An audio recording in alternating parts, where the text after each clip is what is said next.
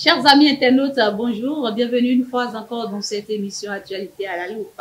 À la veille de chaque élection présidentielle, qui devrait être une période en réalité festive, on a souvent constaté que ces échéances deviennent plutôt des moments de grande crise. J'en veux pour preuve ce dossier dit de tentative d'empoisonnement et d'assassinat survenu en début du deuxième quinquennat du régime de faim. La suite, chers internautes, vous le savez tous. Aujourd'hui encore, veille d'une élection présidentielle, des dossiers du même genre, mais de nature différente, sont annoncés. Une partie de l'opposition qui se réclame être la vraie en plus, refusant les réalités du système partisan, puisqu'ayant été récalé par la Sénat de la Pousse, refuse également de croire à ce fait. Des dénonciations, des intimidations, des menaces, des agitations, et que sais-je encore, tout est permis et s'observe, car ceci participe à la marche ou à la bonne marche de la démocratie dans notre pays. Au regard de tout ce qui précède, il faudrait sonner la fin de la récréation, puisque, heureusement, aujourd'hui, les citoyens béninois, notamment les jeunes de plus en plus conscients, refusent de servir de cobaye à ces politiciens. Dans cette émission, on va décrypter les sujets d'actualité de ces derniers jours. De la sortie récente de l'ancien président M. Dieudonné Soglo, critiquant une nouvelle fois le régime du président Patrice Talon, c'était donc lors d'une activité politique tenue le dimanche 28 février dernier.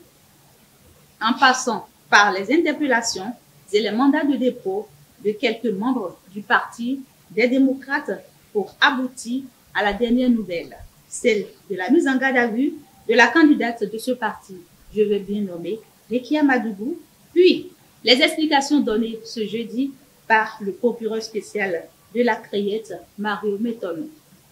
Chers amis, nous avons plus d'une vingtaine de minutes à passer ensemble. Mais avant, je vous présente mes invités, juste après ce générique.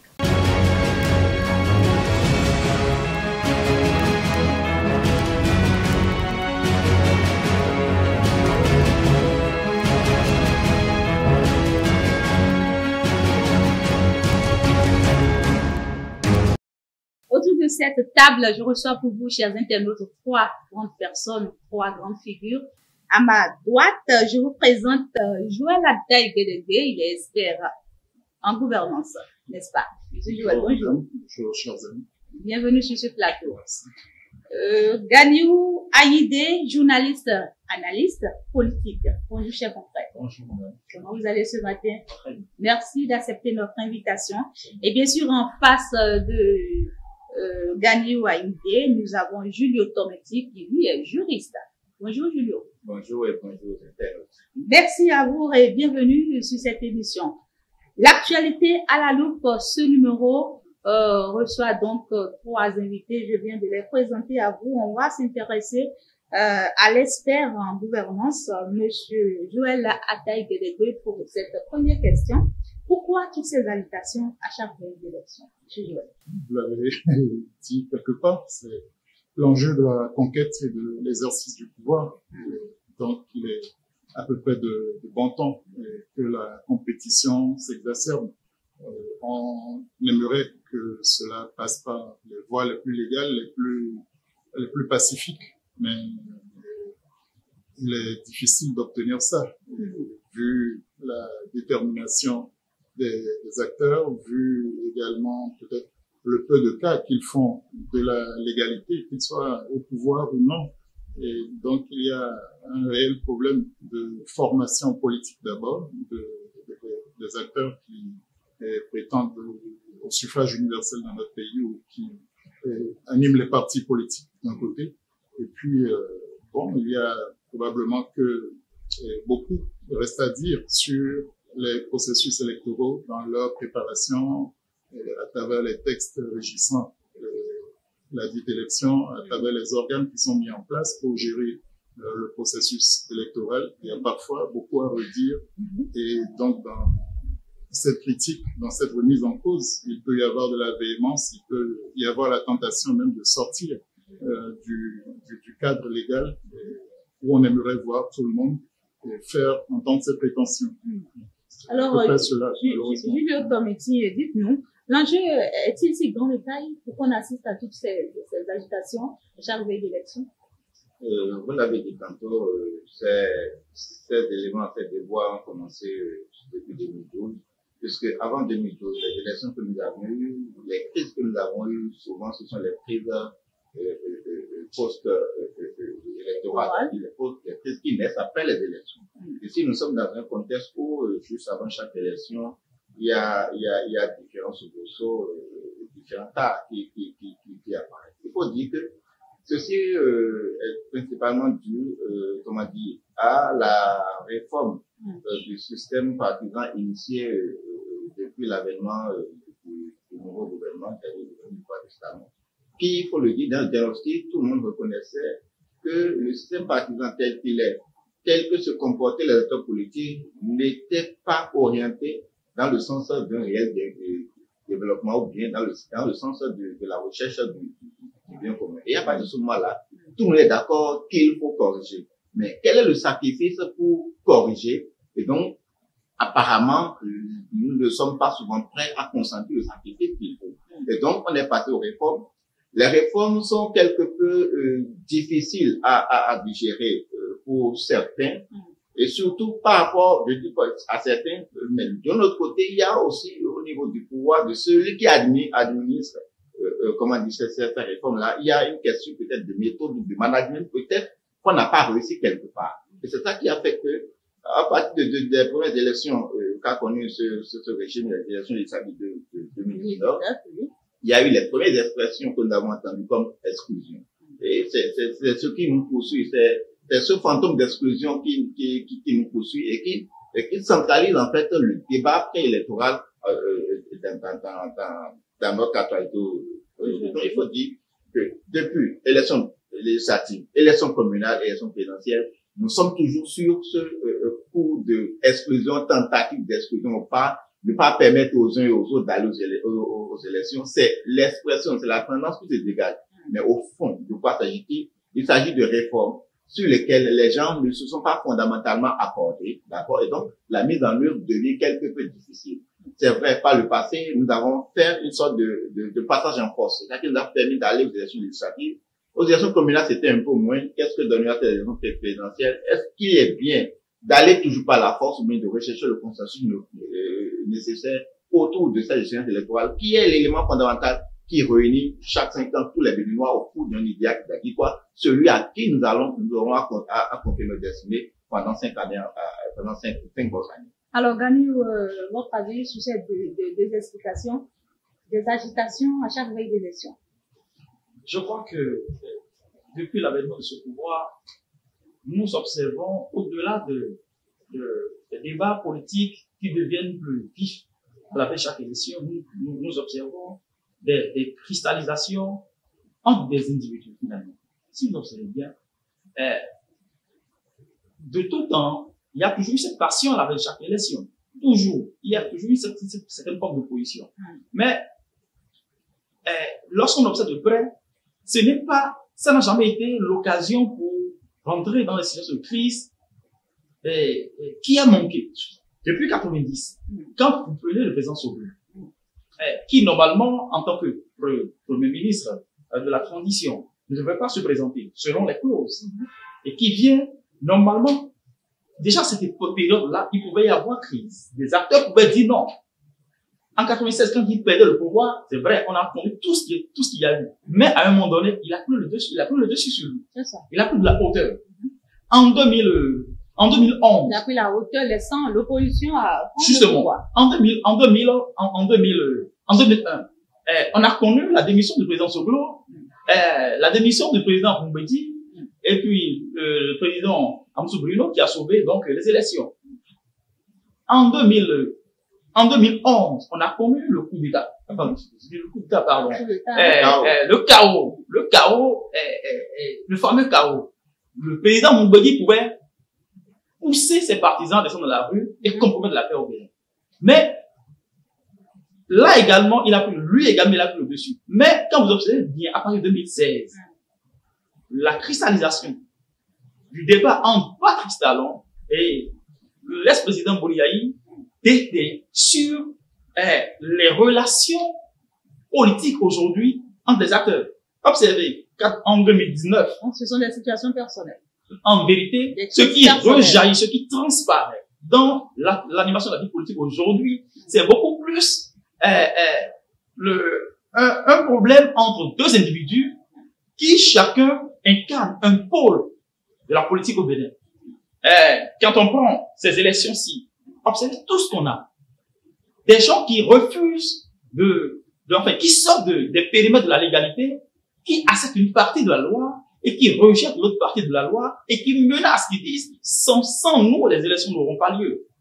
Alors que tout le monde sait que pour participer à une élection, il y a des règles, il y a des principes à respecter. Donc lorsqu'on se refuse, parce qu'il ne faut pas oublier, les gens ont dit, même si on nous offrait le parrainage, on n'en prendrait pas.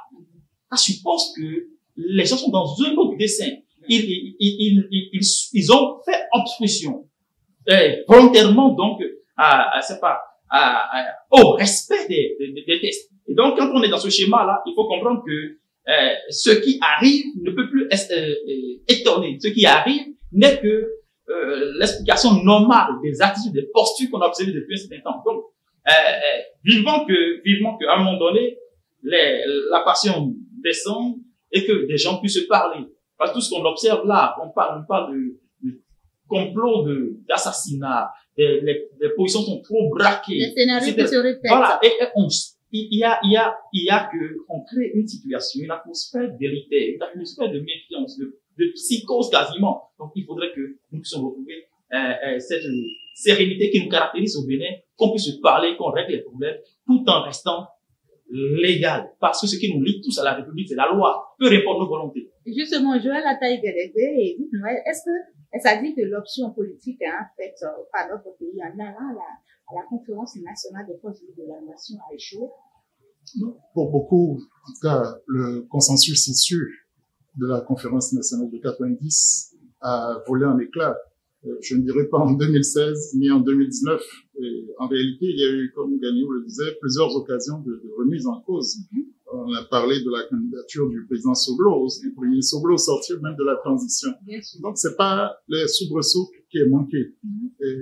Mais il y a eu un effort des uns et des autres, et certainement avec l'exigence de la population elle-même par rapport aux souffrances qu'elle a connues sous la Révolution avant ce dénouement heureux de la conférence nationale qui a amené à une transition pacifique quand même d'un régime militaro-marxiste vers un régime démocratique.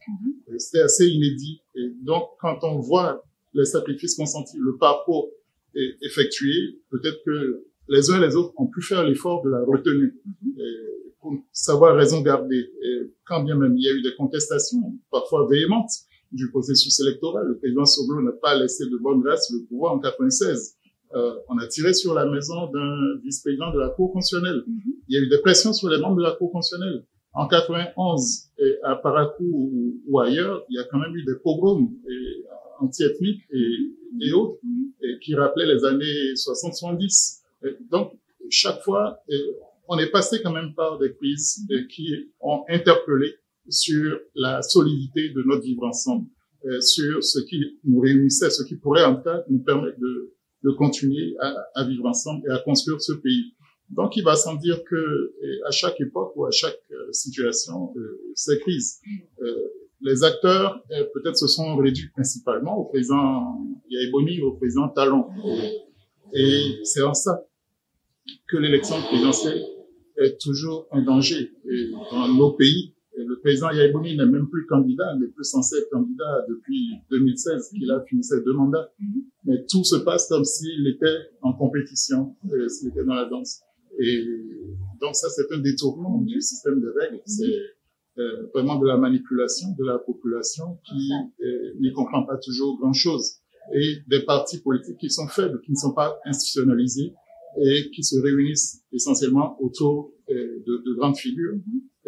Le challenger du président Talon en 2016, arrivé 10 mois avant l'élection, comme un cheveu sur la soupe, a été disqualifié par une condamnation à monsieur Lionel Zissou, le premier ministre Lionel Zissou a été disqualifié et peut-être a fait preuve de sagesse en en s'éclipsant, en prenant une certaine distance. Pour M. Sébastien Adjavon, arrivé 3e et pratiquement faiseur de roi, président Talon. A su s'associer. Oui, bon, en fait, voilà, il vit ce qu'il appelle une exclusion et pas le jeu des institutions judiciaires ou en tout cas pas le jeu des juridictions spéciales. Bon, chacun essaie de tirer le drap de son côté, mais il est dangereux dans notre situation de réduire le jeu politique à des personnes et encore de polariser à ce point les choses parce que ça devient une question de vie ou de mort à la limite avec la détermination des uns et des autres autour d'eux. Comment dépasser ça? La conférence épiscopale des évêques du Bénin, la conférence épiscopale du Bénin a suggéré qu'on retrouve un peu l'esprit de la conférence nationale. Il y a une table de négociation. Oui, non. Négociation, c'est pas bien parce que, vous savez, il y a déjà eu une négociation entre le président Talon et le président Yaya Boni. Au moins sous nos yeux, ou indirectement sous nos yeux, à Abidjan, avec la médiation des présidents Alassane Ouattara et Faure Yacine. Bon, qu'est-ce qu'il en est resté? Cela n'a pas été consenti apparemment. N'est-ce pas? Et donc, il y a ce type de négociation qu'on voit, qu'on donne à voir, mais il y a des négociations honteuses, inavouables, qui se passent sur le dos du plus grand nombre. Donc, il ne faut même pas souhaiter que les négociations soient au prime abord. Le dialogue, si, il faut qu'on se parle, il faut qu'on se tolère et qu'on accepte la différence dans notre pays là. Ça, c'est fondamental. Et pour pouvoir reconstruire quelque chose de viable, que chacun ait son dû et sa place. Alors, et que le suffrage universel départage au finish. Julio Tometti, le constat également est qu'à chaque veille d'élection, il faut revoir les textes. Il faut toucher à une partie de loi. Est-ce que c'était vraiment ce qu'il fallait lorsqu'on était allé à la table de la conférence nationale? Même à la conférence, après la conférence, on a toujours retouché les textes à la veille de chaque élection. Je me rappelle le débat sur la LEPI où chaque fois, c'est de report en report, on a voté sur la LEPI. En adoptant la Constitution du 11 décembre 1990, c'était la Constitution acceptée de tous. Pourquoi à chaque élection, il faut chaque fois copier, corriger quelque chose, toucher à quelque chose? Voilà, vous savez, l'opinion humaine n'est pas faite et quand vous prenez les textes à l'aune de la pratique, selon les temps et les circonstances, selon peut-être l'expérience qu'on aurait à faire avec ces tests-là, les tests montrent quelque peu. N'ayons pas peur de le dire, selon les intérêts en présence. Bon, il faut. Le jeu politique aussi est fait de la confrontation des intérêts, avoués ou non. Bon, moi, je prête la présomption de bonne foi en disant que, en fait, le diagnostic montre que il y a une certaine imperfection et qu'on a souvent tendance à vouloir corriger. Corriger, ce n'est pas le problème, mais quelle est la manière de corriger, dans quel dessin on corrige, et lorsqu'on fait un test, comme l'exemple que tu as dit, tout test est de nature exclusive. Tout test est de nature exclusive. J'ai entendu par exemple les gens dire la dernière fois, en 2026, lui, il aura 39 ans, il a envie bien d'être candidat aux élections présidentielles. Mais pourquoi on va limiter? Parce que lui se sent capable, parce que ayant été directeur, il est bien outillé pour gérer l'État, mais de sorte que les 40 ans, qu'on a dit, c'est une forme d'exclusion. Et le débat là a eu, à la nationale, quand on a limité à 70 ans, il a dit que c'est pour éliminer, d'accord, les anciens présidents Hubert Bagar, Madipe et autres, ceux qui étaient, de sorte que, la situation existait depuis. Par nature, tout test législatif, surtout lorsqu'on partit à une élection, c'est des conditions. Et il faut remplir ces conditions. Et tout le monde, même naturellement, ne peut pas remplir ces conditions. Ça veut dire que il y a de l'exclusion quelque peu. Mais quelle est la nature de cette forme d'exclusion? C'est ce sur quoi, d'accord, la majorité se serait entendue, ce sur quoi les acteurs politiques se seraient entendus en conformité avec les désirata du peuple ou bien ce qui est, admissible à un moment donné. Et donc, le problème n'est pas forcément qu'on retouche les tests. Le problème n'est pas là. Mais dans quel dessin on retouche les tests? Lorsqu'on retouche les tests, qui ne peut pas s'y accorder, qui s'y accommoder, quelle est la réaction qui suit? C'est-à-dire quoi? Nous avons pris des exemples tout à l'heure où, chacun d'une manière chacun, à chaque moment, a eu des réveils. Chacun a eu des insatisfactions. Il y a des ambitions qu'on n'a pas pu assumer à cause des tests. mais on a pu regarder en soi-même. On s'est dit, les tests ne sont pas au-dessus des tests. Nous ne sommes pas, quand même pas au-dessus, mais nous sommes à la limite, ça veut dire qu'on se doit de les respecter. Quel que soit ce que cela pourrait nous coûter. Seulement aujourd'hui, nous sommes dans une atmosphère de crise de confiance totale. Nos institutions n'ont pas changé, mais le débat, comme Gallo a dit tout à l'heure, ça s'est cristallisé autour des personnes. Mais je dis autour des personnes parce que c'est une défaillance fondamentale de notre classe politique. Une défaillance en ce sens que quoi? Vous savez, Boni Yayi aujourd'hui, quand on le prend, Boni Yayi, c'est parce qu'aujourd'hui, il n'y a plus d'autres répondants que lui. Parce que le peuple se retrouve, ceux qui ne sont pas totalement d'accord avec le régime en place, le retrouvent comme un porte-voix. De sorte qu'il n'y a pas d'autres acteurs. Et moi, j'ai toujours dit, quand il y a un leader de l'opposition qui n'est plus éligible, il y a toujours problème dans le fond. Imaginez un instant que Boni Yayi soit peut-être encore éligible. Ce qui s'est passé au sein de l'opposition, notamment les démocrates, ne se serait pas passé parce qu'il se serait imposé comme un leader naturel. Mais quand le leader naturel n'est plus éligible et il doit lui-même, selon ses conditions, choisir, d'accord, celui qui va porter le flambeau et non ne pas respecter peut-être les lignes directives de ce que eux-mêmes ils ont implanté comme parti politique, ça pose un problème parce que en vérité, dans les réformes auxquelles les réformes auxquelles tous les Béninois dans leur grande majorité disent, on sommes d'accord, quand bien même peut-être la faisabilité ou bien les modes d'expression ne sont pas forcément les mêmes. C'est-à-dire quoi? Les partis doivent demeurer forts. Il ne peut plus avoir des hommes forts qui puissent à tout moment s'imposer au parti. Il ne peut plus avoir des parrains de parti. Il ne peut plus avoir des, des propriétaires de parti. Il n'en est même plus aujourd'hui. Aujourd'hui, c'est ce principe. Bon, avec le système partisan. Avec c'est l'orientation, c'est la volonté. Nous sommes, moi j'ai dit, ce que nous sommes aujourd'hui, ce que nous avons aussi bien de la mouvement, au sein de la mouvement d'opposition, nous sommes en construction. Il faut un temps, d'accord, pour que ça puisse véritablement prendre place, même au sein de la mouvement, ce n'est pas encore complètement ça, d'accord, mais il y a une sorte, quand même, d'unanimité au sein de la mouvement qui fait que les débats souterrains ne viennent pas sur la place publique, comme ce que nous avons vu ces derniers jours, au sein des forces de l'opposition, où on est à une veille d'élection, et c'est en ce moment-là qu'on se sent obligé, d'accord, de créer des fronts avec d'autres partis politiques, avec d'autres mouvements politiques, et ainsi de suite. Et donc, ça fait foncièrement un problème de tout ça. Aujourd'hui, ce qui a lieu de faire, c'est que chacun rentre dans son intelligence, d'accord, citoyenne, pas d'intelligence citoyenne, parce que, en fait, au-delà de tout, c'est le Bénin qui nous dépasse tout. Ça me pousse à poser une question, hein. Quel est le rôle des journalistes et de la société civile dans ces processus électoraux? Les journalistes et puis la société civile ont un rôle important à jouer parce que n'étant pas directement impliqués dans le processus en tant que observateur, acteurs, candidats,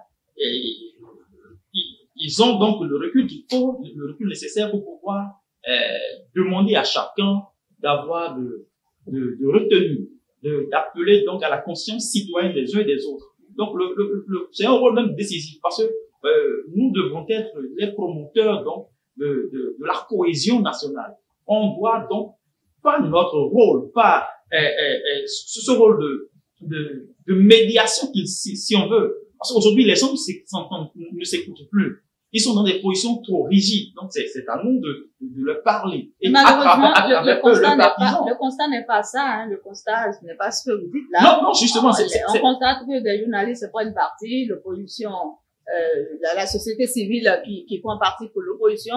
Et puis tout est, oui, c'est le constat. Tout est finalement mélangé. Tout est finalement mélangé. La société, d'abord, pour cette élection présidentielle, on ne sent même pratiquement pas, les actions de la société civile. Ah non, c'est absolument injuste vis-à-vis d'une frange de la société civile.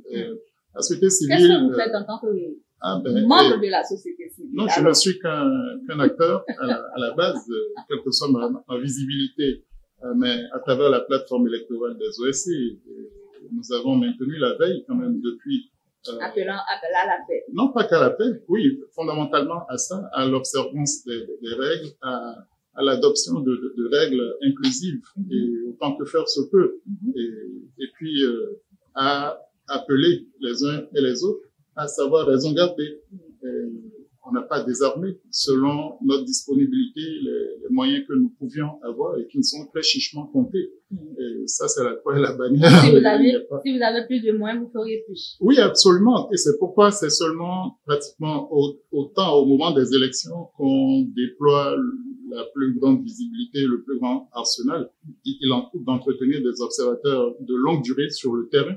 Et pourtant, nous nous sommes imposés au vu de, on a pratiquement prévu ces choses-là. On a une cartographie des incidents, des risques d'incidents au Bénin. Nous avons positionné des gens pour nous remonter de l'information.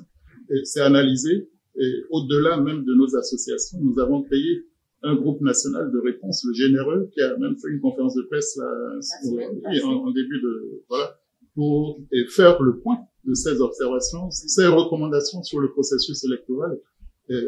C'est beaucoup d'argent, c'est beaucoup de temps, c'est pas simple. Et d'avoir l'oreille des uns des autres, comme Gagnon disait, les gens ne se parlent plus et chacun pense avoir la stratégie pour l'emporter, pour semer les autres. Et donc, étant acteur médian, on est ballotté. Il est souvent de bon temps. Certains, dans la mouvance présidentielle aujourd'hui, prennent plaisir à rejeter la société civile vers l'opposition. Je leur demande comment ça se passait quand ils étaient dans l'opposition. La société civile a parfois une position critique et qui peut se retrouver, qui peut se confondre avec les critiques de l'opposition, mais il n'y a pas d'assimilation possible. En tout cas, nous imposons d'être non partisans. Si les partis qui entretiennent les mouvements prétendent même avoir des associations avec eux, n'arrivent pas à faire le ménage, il ne faut pas doiter ceux qui font l'effort. Vous auriez bien défendu votre Non, je le défends avec une certaine idée de se conformer à la loi dans notre pays. Merci, Joël Adaï. On va évoluer dans le débat. Au regard de tout ceci, qu'est-ce qui peut se passer pour cette élection présidentielle? Ce qui va se passer pour cette élection présidentielle peut nous envoyer aux élections législatives. Je pense quelque peu que l'appareil judiciaire ou policier a été, dans les mesures qui sont mises en œuvre ces derniers jours, a été un peu proactif pour que nous n'assistons pas aux événements malheureux du 1er mai 2019. Je le dis pourquoi. Je dis parce que vous savez, quoi qu'on puisse dire, les autorités policières et judiciaires, ils ont plus d'éléments d'information que nous. D'accord? Ils ont les services de renseignement un peu partout. Et donc, moi, je ne mets pas en doute, d'accord, jusqu'à preuve de contraire, ce que ceux-là peuvent dire, parce que jusqu'à preuve de contraire, c'est eux qui assurent notre sécurité. Et donc, que ces acteurs continuent de jouer convenablement leur rôle. Ce à quoi nous allons assister, c'est, comme je l'ai dit, l'élection 2019, il y aura un passage entre, c'est-à-dire, il y aura les élections présidentielles. Seulement que les mesures peut-être dans les jours à venir peuvent être encore plus drastiques, on ne sait pas. Je ne sais pas ce que l'actualité va nous révéler les doigts sur. Mais, à voir la démarche du gouvernement actuel, comment elle a l'habitude de faire les choses, il n'y a pas de doute, d'accord, que les élections du 11 avril puissent se. Alors, Joël Adaï, votre présidente sur les réseaux sociaux, est dans des problèmes, dans une situation critique, comment le dire, depuis environ 3 jours. Quelles sont vos appréciations sur cette situation? Vous faites allusion au duo, au mariage quand non, mais on a lu. Et voilà. C'est un couple des réseaux sociaux. Sur les réseaux sociaux. Non, Madame Rika Madougou est une amie à laquelle je suis très lié, mais je n'ai pas fait les mêmes choix politiques qu'elle. Et j'étais encore moins dans la concertation pour un duo quelconque. Ah, vous n'avez pas été concerté? Je ne suis pas dans ça. Donc c'était vraiment un montage, c'était une proposition. Ah ben, les médias, les réseaux sociaux. C'était une belle proposition quand même. Nous en dirons ce qu'il en est. Alors vous avez suivi la situation qui est traversée. Bon, quoi que nous ayons échangé rapidement là-dessus, le fait est que, effectivement, officiellement, elle est la candidate d'un parti qui peut être et de l'opposition. Bon, il y a un emballement de l'actualité, il y a eu des crispations sur la candidature et puis un emballement juridique avec des accusations quand même très préoccupantes sur des scènes de déstabilisation, voire de commission de crimes à l'occasion, et pour empêcher même la tenue de ces élections-là. Donc, si en l'état, les choses étaient avérées dans le cadre d'un procès équitable, où les droits de la défense soient absolument respectés, cela ne pourrait qu'honorer notre État d'avoir su conduire pas à pas, patiemment, conformément aux règles que nous nous sommes données, qui sont celles de l'État, à travers la Constitution, la loi suprême de notre pays. Et cela ne pourrait qu'honorer notre pays, notre démocratie et chacun de nous. Dans une démocratie, il n'y a pas d'impunité qui soit, sans mettre en danger l'édifice. Donc chacun est appelé, quel que soit son poste, son statut, ses moyens, à répondre de ses actes. Le cas échéant, c'est la justice qui est chargée d'établir cela. Justement, hier, le procureur spécial à la Fayette, Mario Mécono, a donné une conférence de presse pour clarifier un peu ce qui est vraiment recommandé à Arrêté Amadou. De fortes déclarations de nature, disons, dangereuses ont été faites. Vos appréciations? Oui, déjà, vous me permettrez de ne pas faire de cette émission un tribunal qui condamne. Du tout, parce que c'est du tout pas. Nous ne sommes pas là pour lâcher le dossier pendant devant la juridiction. C'est une compatriote donc qui a le droit d'être candidate et tout ce qu'on veut. Sauf que à l'état des débats, il faudrait que nous puissions nous départir des passions qui nous animent selon qu'on soit d'un camp ou d'un autre. Et dire que sur ce que le procureur a dit, nous ne pouvons que nous fier à cela. Et que dans les déclarations, il lui serait reproché un certain nombre de faits graves. Et quand on est dans ce contexte, on laisse l'appareil judiciaire faire son travail naturellement, de façon froide, peu importe, qu'on l'aime ou qu'on l'aime pas. Vous savez, le jour de son interpellation, il y avait eu un emballement sur les réseaux sociaux, et moi j'ai été assez rassuré après une publication donc du candidat qui allait jouer la Ivo, qui disait, qui racontait le film, et qui disait qu'il était dans le même véhicule qu'elle. Pourquoi, lorsque les hommes de la police républicaine étaient venus l'interpeller, pourquoi on n'a pas été interpellé? Pourquoi le policier Boissékou n'a pas été interpellé? Donc, ça voudrait dire que c'est parce que il leur est rien reproché dans cette affaire qu'ils ont été débarqués de véhicules et ils se sont intéressés simplement à celles sur qui les soupçons se pèsent dans l'affaire. Laissons ceux qui sont chargés, ceux qui sont habilités à connaître de ces genres de dossiers par les tranchées. Et comme le douane le disait, il faudrait que les droits de la défense soient respectés, qu'elle puisse se défendre comme cela se doit, et à la fin, qu'on puisse nous dire détaillement ce qu'on lui reproche, parce qu'il en va de notre cohésion. Quand on entend les chefs d'accusation, parfois, on est tenté d'avoir, je ne sais pas, un peu de frayeur, parce que des actes politiques conduisent à ce que nous entendons là. Bon, espérons que ça soit juste une mauvaise saison et que les choses reviennent au calme. C'est ce qui motive d'ailleurs la présence de Jules Otométis sur ce plateau, puisqu'il est juriste de formation, et nous dira à peu près ce qui guette Réki Amadou dans ce dossier sur le plan pénal. Ah, ok, d'accord. J'avais peur que vous m'interrogiez sur le fond de l'affaire. Justement, on va pas aller là, nous ne sommes pas là pour là, c'est pas notre rôle. Mais on veut savoir un peu ce qui la guette. Oui, c'est à quoi on peut s'attendre. Je voudrais déjà rappeler que il y avait quelques jours avant ce film-là, les autorités judiciaires étaient sorties pour mettre quelque peu la population en garde, surtout les activistes des réseaux sociaux et autres, sur tout acte d'incitation au trouble, à la révolte, à la rébellion, en rappelant notamment les dispositions du code pénal, dans l'article 553 et suivant, les dispositions de la loi sur le numérique, d'accord, qui condamnent ces faits-là.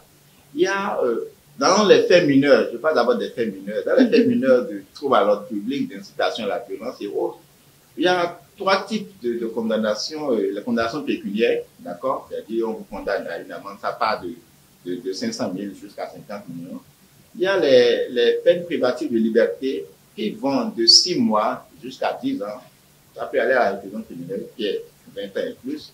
Et les peines d'inéligibilité, c'est-à-dire que l'individu ou l'intéressé ne peut plus se présenter à une élection pendant un certain nombre d'années suivant la condamnation.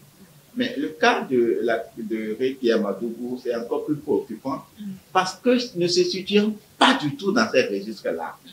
Et les faits qui sont reprochés, c'est les faits d'atteindre la sécurité de l'État, de terrorisme, d'actes de crimes perpétrés qui sont préparés. Et là, la peine minimale, c'est la réclusion, c'est 20 ans.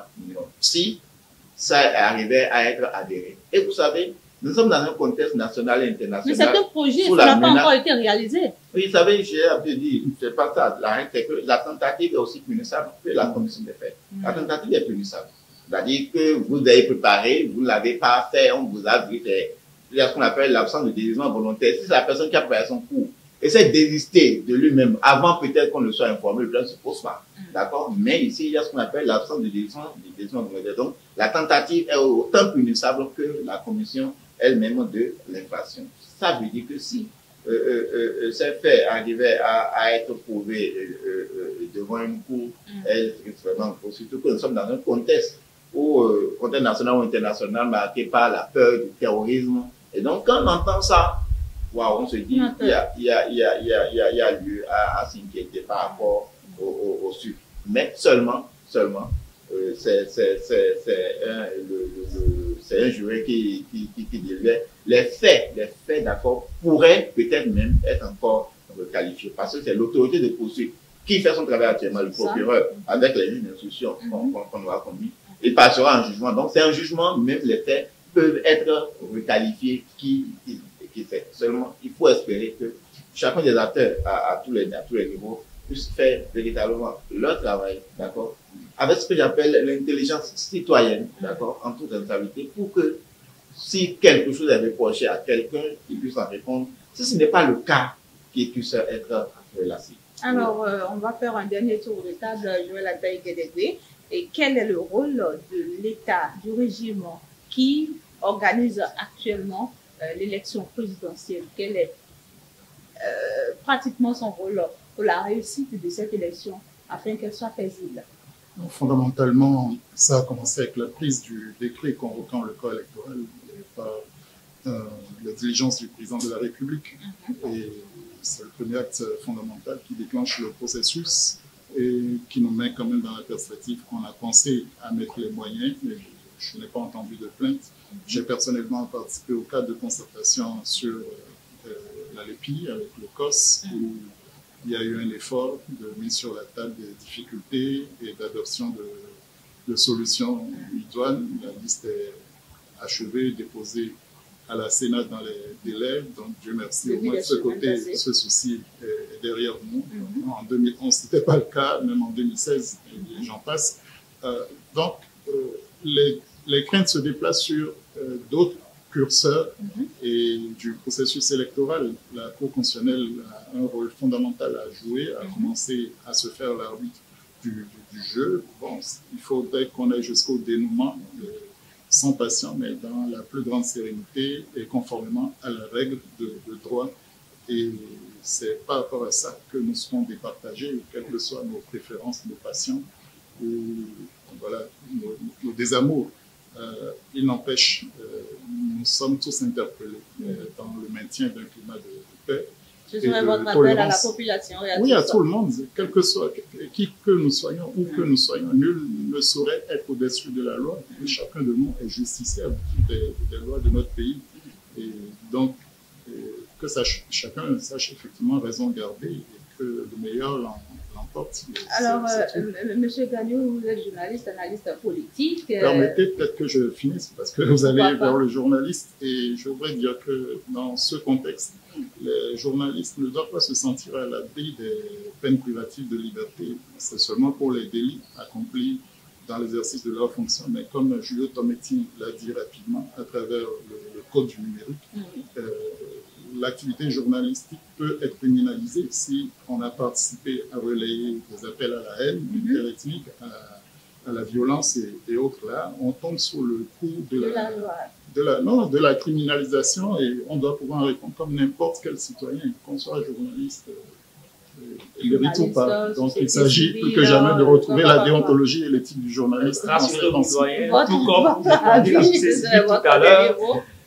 On ne peut que se donner des conseils. Justement. Les journalistes aussi sont dans leur rôle et travailleront à ce que nous passions cette période-là avec beaucoup de sérénité. C'est une question de responsabilité, absolue responsabilité. Et vous nous posiez la question tout à l'heure de savoir ce que le gouvernement pouvait faire pour que les élections se passent très bien. Oui, c'est déjà bien. Nous connaissons tous le calendrier électoral, le corps électoral a été convoqué, tout ça. Donc, le processus poursuit son cours. Actuellement, nous avons 3 duos qui restent en lice. C'est vrai que de l'autre côté, il y a quelques frustrations, quelques impressions d'injustice que nous devons travailler à calmer, appeler donc chacun à aider à ce que le bénéfice s'élève davantage. Ce n'est pas parce que nous, personnellement, nous n'avons pas notre intérêt dans ce qui se fait là que nous allons souhaiter qu'il y ait donc que la baraque soit vandalisée. Donc, travaillons tous à faire en sorte que la sécurité revienne. Et le gouvernement, c'est mon appel. Le gouvernement doit prendre toutes les dispositions pour que la sécurité des uns et des autres soit assurée. Pour que nous ne soyons pas dans une atmosphère de psychose. Parce que l'autre enjeu, c'est aussi le taux de participation. Parce que quand on est dans un climat de méfiance, de peur, les populations peuvent s'abstenir de sortir pour aller voter. Donc, travaillons à ce que nous retrouvions l'apaisement, le calme, et que ce soit d'un camp ou de l'autre, travaillons à apaiser. Il ne faut pas que les gens, ceux qui sont du côté du régime, puissent provoquer de par les propos sur les réseaux sociaux surtout, et que les autres ne puissent pas appeler à l'insurrection. Le Bénin nous appartient à tous et son destin nous dépasse tous. Julien Tometi, que direz-vous pour cette élection, qu'elle soit apaisée? Bon, en fait, deux choses. Première chose, le rôle de l'État central, notamment du gouvernement, qui le joue bien, c'est à 2 niveaux. Il y a un rôle budgétaire, donc c'est d'assurer le financement. D'accord, ce qui se passe bien jusque-là. Et secondo, d'assurer la sécurité des personnes et des biens dans le cadre du processus.